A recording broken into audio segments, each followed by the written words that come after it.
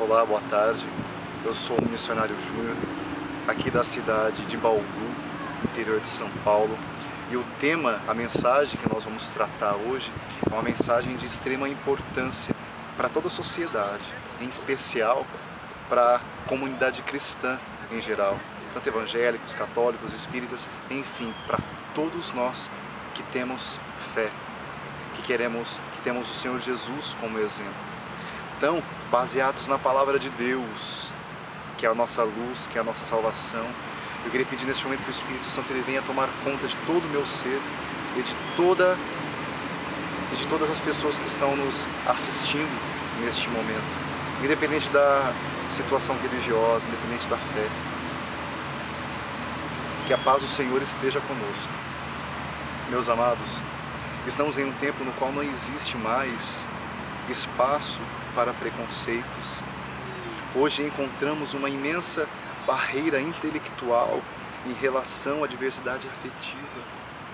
Trata-se de um crime baseado na ignorância dos atuais líderes espirituais do mundo, que ao invés de atentar-se à evangelização de todos, menosprezam uma comunidade que nós conhecemos hoje como LGBT, baseados em uma visão míope, doentia e homofóbica. Infelizmente não é a primeira vez que a Bíblia, essa na qual eu tenho em mãos, ela é usada para preconceito. Isso já aconteceu muitas outras vezes. Vejamos em relação aos irmãos negros, que eram considerados seres sem alma, comparados a animais submetidos ao trabalho escravo, a homens brancos. Graças a Deus, os olhos foram abertos. Com a graça de nosso Deus, de infinita bondade, os olhos foram abertos e hoje essa realidade está se extinguindo, está acabando. Ainda existe o preconceito com o negro, sim, mas está acabando, está encerrando. E o pior de tudo não é simplesmente o preconceito em si. São as igrejas que, quando havia escravidão, quando havia esse preconceito racial com os irmãos negros, justificavam o comportamento dizendo e mencionando alguns textos bíblicos, como por exemplo, 1 Pedro, no capítulo 2, versículo 18: Vós, servos, sujeitai-vos com todo temor aos vossos senhores, não somente aos bons e humanos, mas também aos maus. Temos também uma segunda passagem que é 1 Timóteo, no capítulo 6, no versículo 1. Fala assim: Todos os servos que estão debaixo do jugo estimem aos seus senhores por dignos de toda a honra, para que o nome de Deus e a doutrina não sejam blasfemados. Eu vou resumir para você. Se você é negro, se você era negro nesse tempo de escravidão, de preconceito, ou você era escravo e fazia com que a sã doutrina fosse respeitada, porque está escrito na Bíblia, e a Bíblia ela não pode ser rasgada. Isso é história, isso nós podemos pesquisar através da própria internet. Então, se você era negro e você não se submetia a essa escravidão apoiada pela tua igreja, antes, hoje já não, mas antes apoiada pela tua igreja, então você estava blasfemando essa doutrina. Um outro absurdo, inaceitável, foi e ainda é a discriminação com as mulheres. Veja só essa passagem. 1 Coríntios, capítulo 14, versículo 34 e 35. Escute com atenção. Isso eu quero dizer principalmente para você mulher, para você pastora, para você bispa, para você mulher que participa de uma igreja no qual você participa de um ministério de música, no ministério de louvor, adoração. Diz assim, 1 Coríntios, capítulo 14, versículo 34 e 35. As vossas mulheres sejam caladas nas igrejas, porque não lhe é permitido falar, mas estejam sujeitadas, como também ordena a lei,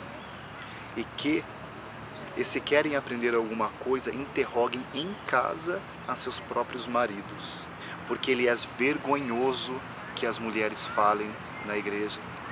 Eu queria agora perguntar para você que escuta diante do trono, Ana Paula Valadão, a pastora, tantas mulheres hoje em cima de púlpitos, em cima de altares servindo, tanto nas missas católicas como nos cultos evangélicos, tantas mulheres usadas hoje como ungidas de Deus, que antigamente não poderiam nem abrir as suas bocas. Está escrito aqui na Bíblia. Pega a sua Bíblia na sua casa, abre a Bíblia na sua casa, 1 Coríntios 14, 34 e 35. Você, mulher, devia ficar em silêncio, calada. Por quê? Porque simplesmente existia esse preconceito. Hoje quebrado com a glória de nosso Senhor Jesus Cristo. Ainda tem a outra passagem que eu gostaria de citar, que é 1 Timóteo 2, versículo 12. Não é permitido, porém, que a mulher ensine, nem use de autoridade sobre o marido, mas que seja em silêncio. Para pensar comigo. Tanto os irmãos negros quanto as mulheres já foram vítima de preconceito, vítima dessa visão míope, que com a glória de Deus isso foi sendo quebrado. E eu queria anunciar em nome de Jesus Cristo que o próximo jugo a ser quebrado é em relação à homofobia religiosa, ao preconceito religioso. Então eu queria dizer também a toda a comunidade LGBT que você é amado por Deus, você é amada por Deus. E mesmo que o teu pastor diga o contrário, mesmo que o teu pastor aponte o dedo na tua cara e diga que você vai para o inferno, que você não é digno do amor de Deus, eu quero te dizer em nome de Jesus Cristo que você é digno sim, você é digna sim do amor de Deus. Em nome de Jesus Cristo, nós teremos missionários, cantores de Deus, padres, madres, bispos, bispas, monsenhores, pastores, pastoras, que são negros e que são bênção de Deus, que são mulheres e que são bênção de Deus para nossas vidas. Fico imaginando até hoje, se nosso Senhor Jesus Cristo ele descesse nesse momento à terra, ou no momento em que ainda havia esse preconceito com a mulher e com o negro, o tamanho da sua tristeza. Eu conheci pessoalmente um Jesus Cristo que abre os braços, que nos acolhe de braços abertos, sem preconceito nenhum, porque também está escrito que Deus ele não faz acepção de pessoas. Então todos nós somos bem-vindos à igreja, todos nós somos igrejas. Eu conheço um Deus que ele não faz distinção, ele não quer saber se você é rico ou se você é pobre, se você é branco ou se você é negro, se você é homoafetivo ou não. Ele te ama da maneira que você é. Isso precisa entrar no seu coração. Pare para pensar comigo. Esse tipo de discurso religioso, homofóbico dentro das igrejas produz então no homoafetivo uma sensação de baixa estima, depressão, e faz com que os índices de suicídio só aumentem.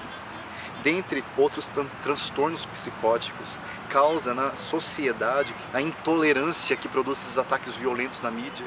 Talvez não de forma tão direta, mas de forma indireta. Desde sempre a criança na escolinha dominical fica aprendendo ser homossexual é errado, ser gay é errado, o gay vai para o inferno. Desde sempre, quando eles olham os seus amiguinhos, então na escola já começam a apontar o dedo e já começam então a cometer o famoso bullying. E já começam então a discriminar desde cedo, aprendendo nas suas igrejas. Então a gente para pensar, usando da nossa inteligência, usando da unção que o Espírito Santo nos dá. As mulheres já foram discriminadas, os negros já foram discriminados. E agora esse próximo passo seria então a discriminação homoafetiva. E eu queria fazer uma pergunta para encerrar esse primeiro vídeo. Quem disse que é errado a homoafetividade? Quem disse que é pecado a homoafetividade? A Bíblia? A Bíblia também, ela faz apologia à escravidão, condena o negro, condena as mulheres devem ficar caladas, como nós já lemos. Então, na verdade, eu não quero dizer que a Bíblia ela é errada. A Bíblia, ela é certa, ela é palavra de Deus para a nossa vida, porém, ela deve ser interpretada debaixo da luz do Espírito Santo, com unção de Deus. Por isso eu queria terminar esse primeiro vídeo dizendo que Deus ele te abençoe, porque está escrito também, conhecereis a verdade e ela vos libertará, e que a verdade de nosso Senhor Jesus Cristo ela venha a libertar o seu coração, o meu coração, e que todas as nossas igrejas sejam então de braços abertos para todas as pessoas, para o rico, para o pobre, para o negro, para o branco, para o homossexual e para o heterossexual. Todos nós somos filhos de Deus. Fica na paz de nosso Senhor Jesus Cristo.